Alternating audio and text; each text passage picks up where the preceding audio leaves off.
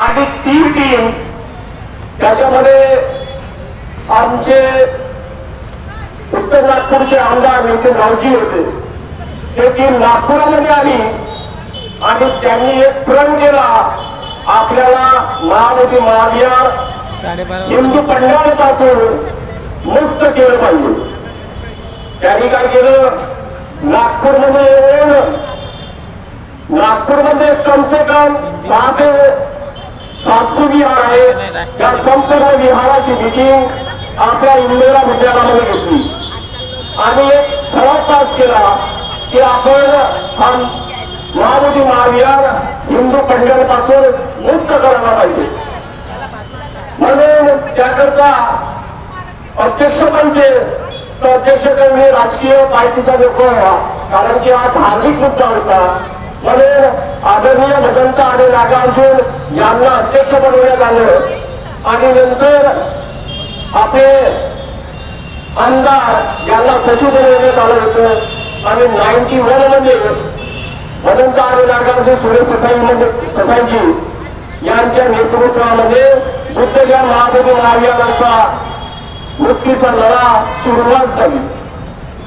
पण या लढ्याच्या अगोदर श्रीलंकेवरून आलेले अनाकारी धम्मपाल यांनीही लढाई केली, पण ते यशस्वी झालेच नाही.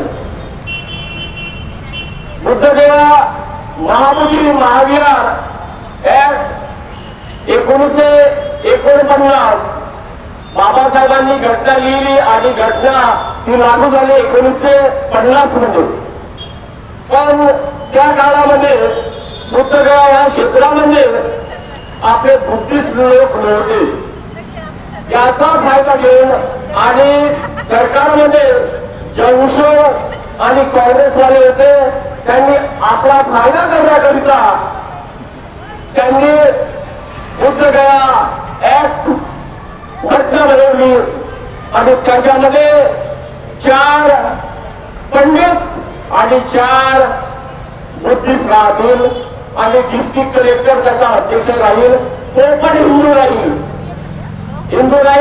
ही कमिटी याच्यासाठी बनवण्यात आली होती की बुद्धदेवाला कुणी बुद्धिस्ट येतात त्याची राहण्या खाण्याची सोय ते करतील. कोणी हिंदू लोक कर्मकांड करतील, पिंडदान करतील, त्याची सोय करतील. बंधुरो, कालांतराने पंचजीने कित्येक टप्पे केले. मुंबई पासून नागपूर पासून दिल्ली आणि दिल्ली पासून बुद्धगयापर्यंत ते टप्पे केले आणि वेळोवेळी या टप्प्याला त्यांना यश मिळालं. आणि यश आलं म्हणजे बिहारचे त्या काळचे लालू प्रसाद यादव यांनी काय केलं की जे बुद्धिस्ट होते, ते बुद्धिस्ट म्हणजे कोण, जे भिक्षू होते ते कन्व्हर्टेड हिंदू मधून झालेले भिक्षू होते, त्या यामध्ये राज करायचे. तर भगवंत आणि नागार्जुन सुरसभाजी यांना यश आलं आणि भक्तीजीचे 4 माणसं त्या कमिटीमध्ये नियुक्त करण्यात आली. भगवंत आणि नागार्जुन सुरसभाजी, भगवंत ज्ञानेश्वर मास्तरीर, म्हणते प्रज्ञानंद,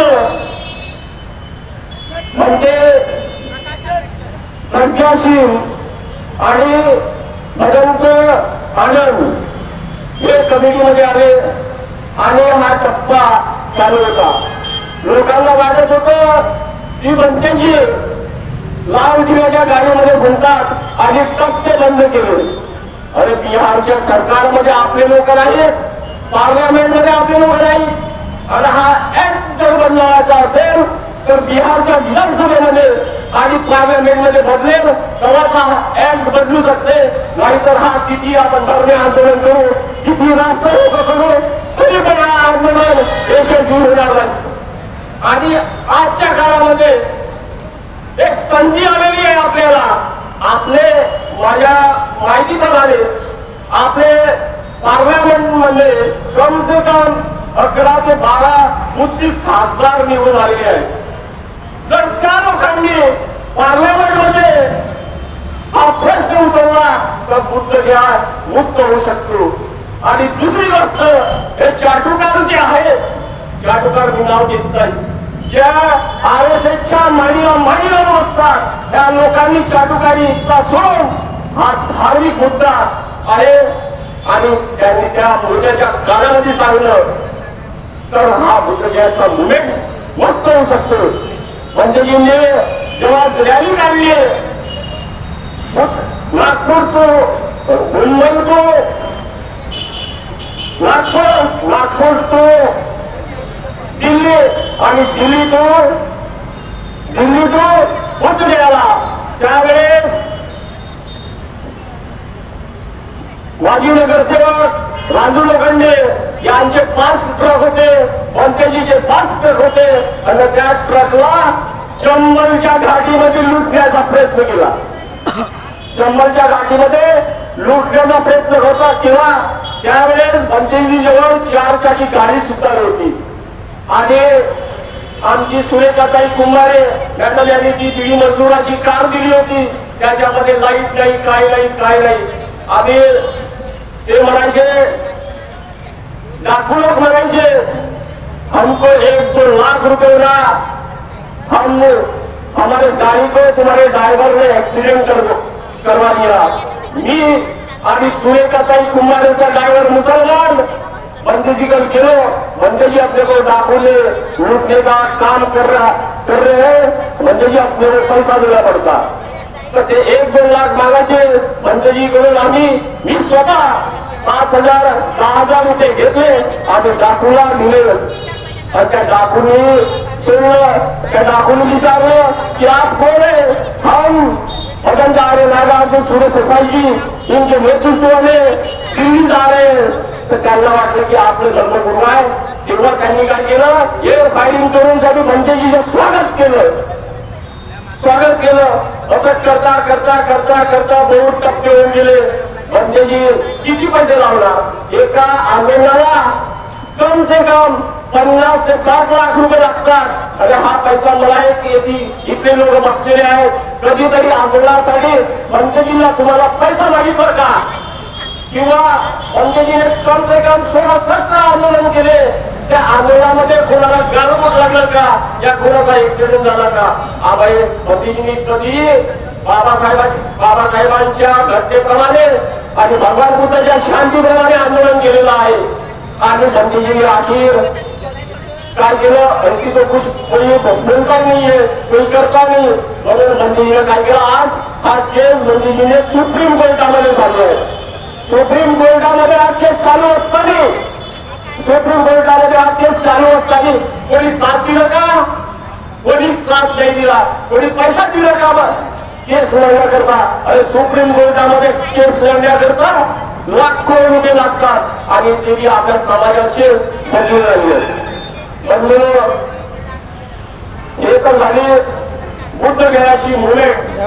बंदेजीच्या बाऱ्यामध्ये सांगायचं असलं एक किस्सा सांगतो मी. हैदराबादच्या हुसेन सागरचा, त्याच्या मुख्यमंत्र्यांनी भगवान बुद्धाची मूर्ती त्या तलावाच्या आतमध्ये बसवण्याचा प्रयत्न केला. पण ते खूपच होती हिंदू बांधवांच्या डोळ्यामध्ये. त्यांनी काय केलं, पायटेला त्या मूर्तीला एका बोट मध्ये नेऊन त्यांनी ती मूर्ती घेत होते आणि त्या मूर्तीला काय केलं, पाडून टाकली पाण्यात. बंदेजी म्हणाले ये मूर्ती को निकालना पड़ता.